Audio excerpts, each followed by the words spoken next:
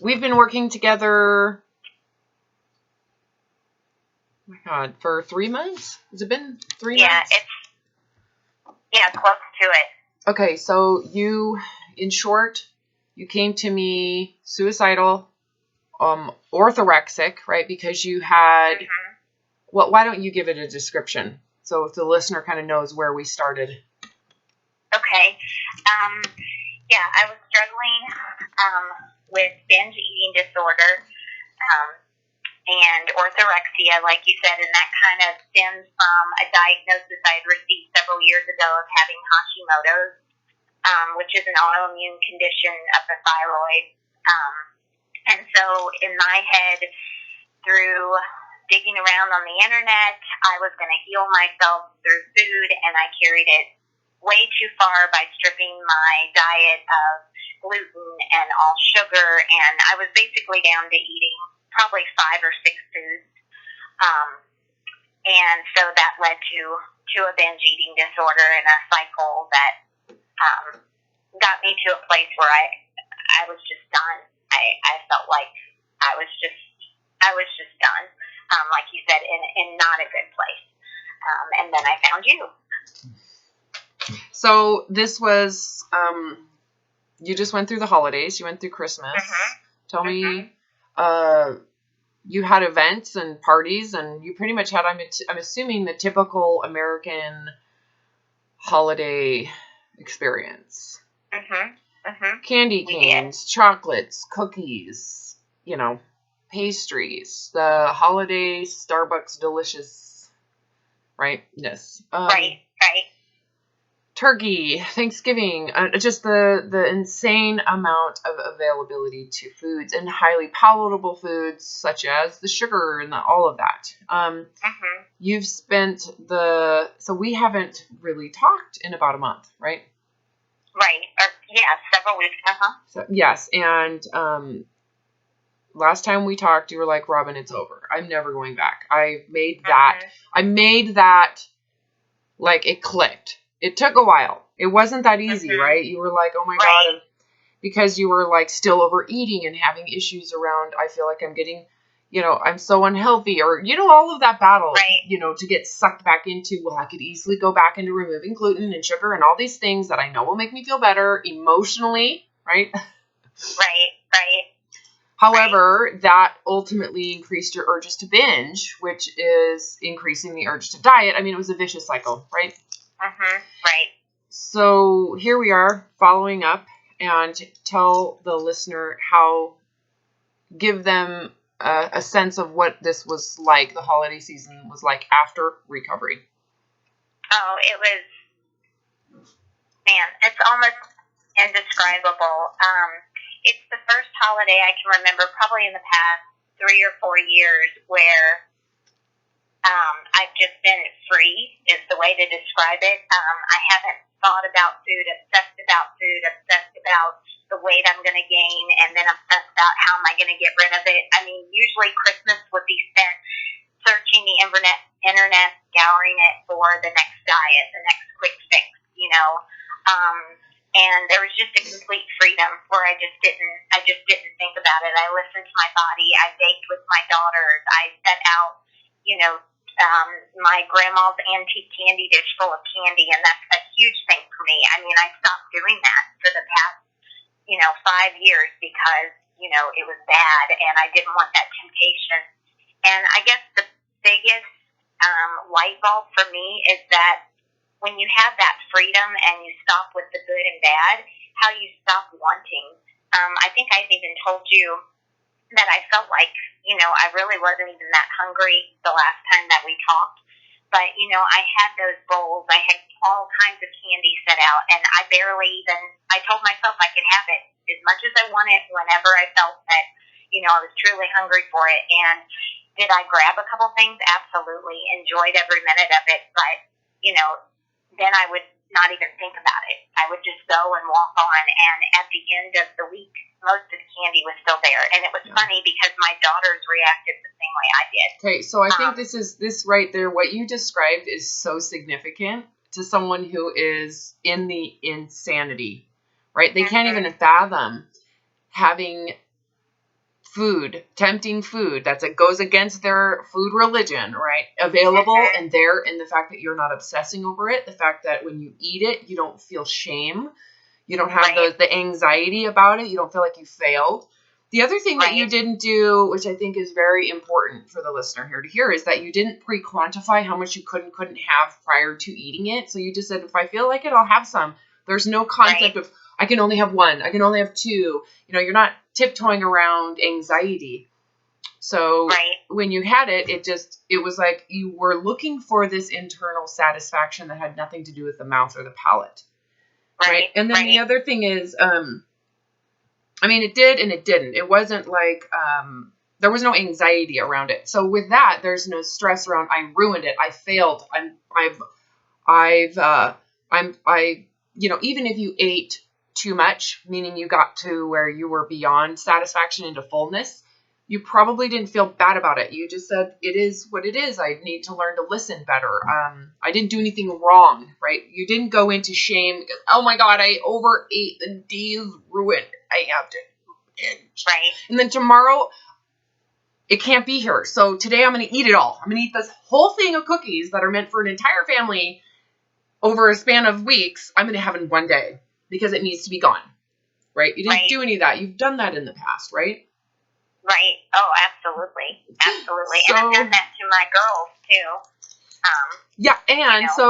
So there was no pressure, no anxiety. And okay, again, the significance here is that it didn't have power over your mind, over your thinking, over your day. You had some, enjoyed it, and it was over. It was gone, poof. And your mind was like on other things and thinking about, freedom. Right. That freedom is significant. Yeah. That's what recovery feels like. That is the daydream that someone who is living with an eating disorder, that is the fantasy of recovery. Is it ever possible that I can just eat real food? That real food is relative to some whatever, right? When I say real food, you and I we're talking about the same thing. Whatever you want. That's real food, right? Right. Like I can be normal again. Right. And that's what it felt like. I was normal again. I was out of my bubble. Oh my God. And for so long. And it's somewhat effortless. Mm-hmm. It's like, oh my God, this is effortless. This is like jumping out of the nest and flying and going, oh my God, my wings work. I didn't think they would work, but they work and it's effortless. It's like easy. That's amazing. That's amazing. I mean, go back to where you were prior to this work. Did you ever think it was possible? Oh, no, because when I started with you, we were getting close to Halloween, and I was just thinking back, the difference between the way I felt during Halloween and with the candy and everything, and the way I felt, during the Christmas holidays, and it's night and day. It is. It's just like a switch flipped. Yeah. And like I said, complete freedom, totally different. And it's amazing, like I said, how much you're really in tune with what you really want and what you really don't want when you take away the restriction. Yeah. Yeah. Meaning it's not just the restriction of not eating it ever at all. It's even the restriction of I can only have this amount. So it's unreal, really. The other thing is, do you see now that this results, getting this freedom, is impossible unless you're willing to have what you fear, which is fatness, unhealthiness, obesity, people's rejection and abandonment, people judging you, right? You had to accept all of it to get here. Absolutely. Because otherwise you don't have the freedom to eat that little bit of candy, right? Right. My husband's going to leave me. I'll be too fat. I won't be sexy. I won't fit into my thin clothes. I mean, the layers of what you have to surrender. Surrender is a good word. Don't you agree? I always say you put it in a basket. I put the thin body in the basket. I put my fitness in a basket. I put my health in a basket. And I say, here you go. To me, the psychological and emotional and spiritual suffering is not worth it. Oh, it's not worth the thinness, and it's not worth being healthy. That's the degree of suffering that someone is going through to stay thin, to be healthier, right? Right. So it's not just as simple as, you know, I want to be able to walk around and move. That's worth losing weight. That's like ignorant, right? When someone thinks, oh, don't you want to lose weight just so you can be able to use your body? Do you hear that? Oh my God, you're telling people, it's like, no, that is like comparing, that's like saying that what's going on in the brain, like you're normal in the brain and you're just choosing to stay fat. Right. Am I confusing you at all? It's like, no, that's not the case. You're not okay in the brain. Like there is severe psychosis. You're in this, like, it's like battered wife syndrome where you feel like you're a hostage in a cage to this need to be thin to just stay alive. You feel like you're going to die otherwise, right? So ultimately, you have to weigh and compare, like, well, what if I get fat? What if I lose my family? What if no one loves me? What if I'll never get a boyfriend? What if my husband leaves me? What if my family thinks that I'm the biggest loser, right? If which one's worse, the psychological, you know, level of suffering or the physicality of what I'm afraid of? Oh, the suffering. Absolutely. Yeah. So I totally agree. And that's where I got. Where some people who don't have that level of suffering, they would not get this conversation. They'd be like, what? You would rather not be able to walk around and you'd like wear a muumuu and no one's going to love you. What are you going to do when no one loves you? Right. They don't get it. It's like, you think this is easy. You think I'm actually normal inside the brain. It's horrible. It's horrific to the point where the physicality of obesity is easier. It's easier. Right? Oh, absolutely. I know. Yeah. I know, but when you go through that and you go through, I would rather have what I fear. I'd rather go through that psychological sense of death, which is what you had to do, than to continue to do what I'm doing. On the other side of that is like, holy shit, this is easy. And it's right there. It's like right on. It's like that feeling of I'm going to die was so thin and frail, wasn't it? It's like as soon as you walk through it, all you had to do is walk through it. And it's like, oh, it's like jumping off of like a nest and thinking you're going to fall to your death. But in reality, you have these wings that just work. Right. And you go, oh my God, I didn't realize I had these wings and they work. Holy shit. And I'll never go back to that nest. I'll never go back to that nest knowing what I know now. It doesn't make sense. Like at this point, do you think that you'll ever go back? Oh, no. Very clear and strong sense of will in that too. You don't have this like, I don't know, I might, oh my God, that you're well beyond that because you actually jumped, right? You're off. You were willing to plummet to your death, which is what it feels like. Right. Yeah. Right. So on the other side is this ease. It's like the brain just goes and it switches its chemistry. It changes its wiring, and it doesn't take that you know how to do it. That's the other thing. So many people are like, how do you do that? And I need instruction on how to do that. And what do I need to do to get there? And how do we, right? That, do you see how that does not coordinate with how this works? Mm-hmm. I need a step-by-step plan to do this. Right.